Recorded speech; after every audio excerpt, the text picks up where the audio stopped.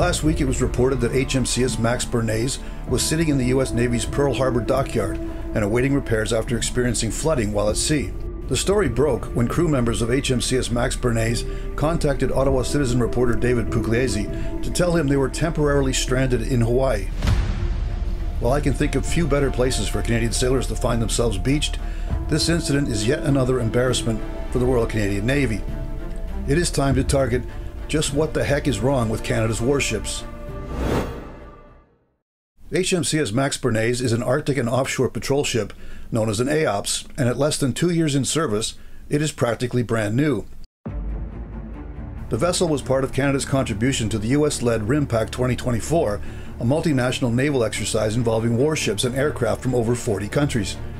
National Defense subsequently confirmed to Pugliese that HMCS Max Breres had to return to Pearl Harbour on July 12th after experiencing mechanical issues and seawater flooding a part of the ship. It reportedly took the crew over 30 minutes to stop the flooding, but in that time span, HMCS Max Breres had taken on 20,000 liters of seawater. When technicians discovered additional problems with some pumping and cooling systems, the decision was made to return to port. HMCS Max Breres had to sit out the RIMPAC 2024 exercise as repairs were made. On July 25th, the RCN announced the ship was back in the exercise. The incident with HMCS Max Breres is just one of a series of problems that has plagued the AOPS fleet, which is constructed by Irving Shipbuilding. To date, it has been reported that other AOPS have experienced similar flooding, which has caused excessive corrosion. There were mechanical failures of the anchors, a refueling system too heavy to use, and design flaws hindering the operation of Cyclone maritime helicopters from the flight deck. The AOPS purchase totals nearly $5 billion, but that price tag grows with each new revelation of these teething trouble defects. For some unexplained reason, the government procurement officials involved in the AOPS project only requested a 1-year warranty from Irving. That means that every time Irving has to sort out these glitches, the Canadian taxpayer is on the hook for the cost. Of course, the embarrassment of the RCN having to suspend participation in a major international Navy exercise is incalculable. Already the RCN is struggling with a crippling personnel shortfall of over 1,600 sailors fleet-wide. No doubt the news of a practically new warship breaking down and flooding will not send Canadian citizens flocking to the recruiting centers. Those who follow the RCN closely will recall the 2014 incident involving the supply ship HMCS Protector on a return voyage from Pearl Harbour.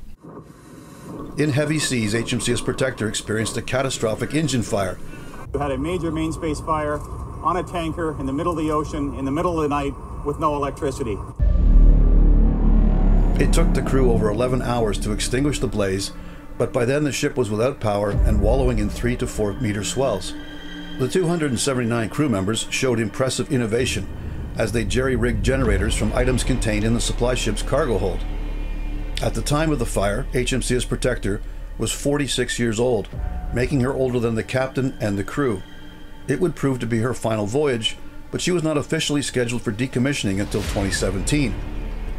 At the time, the heroism of HMCS Protector's crew saving themselves at sea from their own ancient ship should have been a positive story.